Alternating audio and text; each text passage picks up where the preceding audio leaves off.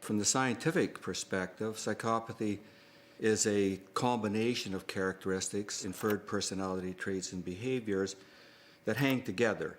And for this reason, we had to figure out a way to make this idea of psychopathy as scientifically valid as possible. And we spent the next 15 years trying to develop an instrument that would actually do this job, and in effect a measuring tool that was not made out of rubber. The measuring tool that Hare devised is called the psychopathy checklist. It's become the industry standard internationally for identifying psychopaths. In a carefully structured interview, an expert using the checklist, which defines character traits closely associated with psychopaths, can determine the extent to which someone is or is not psychopathic.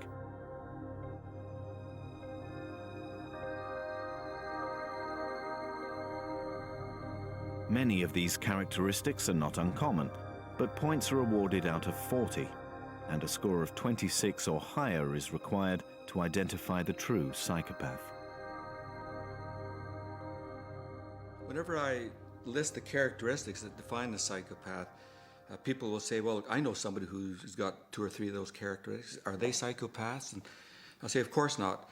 What you've got to do is have a cluster, a combination of characteristics that hangs together. In the present climate of the United States, prison therapy programs are no longer fashionable, but Vermont State Penitentiary is an exception.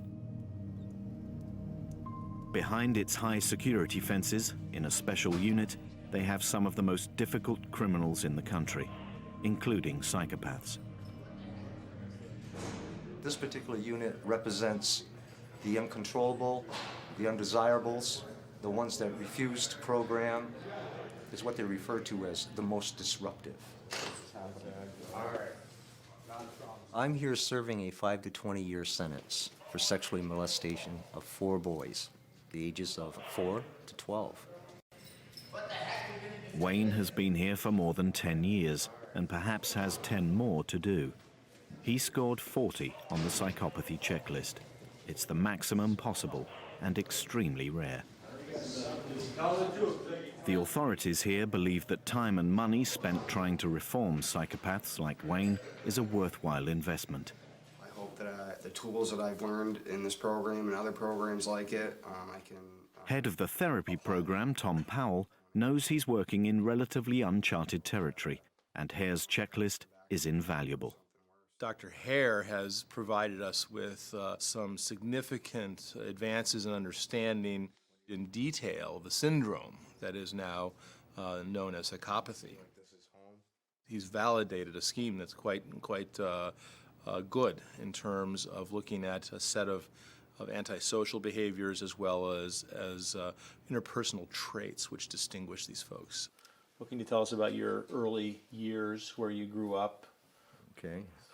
Well, I just turned 45, the 23rd of January. Wayne's sessions with Tom Powell are little more than conversation therapy, for no one yet has any real idea what works in the treatment of psychopaths. But Powell is discovering the complexity of the personalities he's dealing with. I keep to myself. I do a great deal of studying. I do a great deal of reading. I do a great deal of writing. Psychopaths can be wondrous in many ways, and one of them is their ability to engage otherwise knowing and well-informed therapists about their sincerity and their desire to change. And I have found it very easy to be seduced by the tone and the affect and the engagement of a psychopath who, with great earnestness, tells me that he's finally found the light and has seen the error of his ways. The therapists are wonderful. I learn a great deal from them. Sometimes it can be hard. I suppose that's the way it's supposed to be when you're growing up.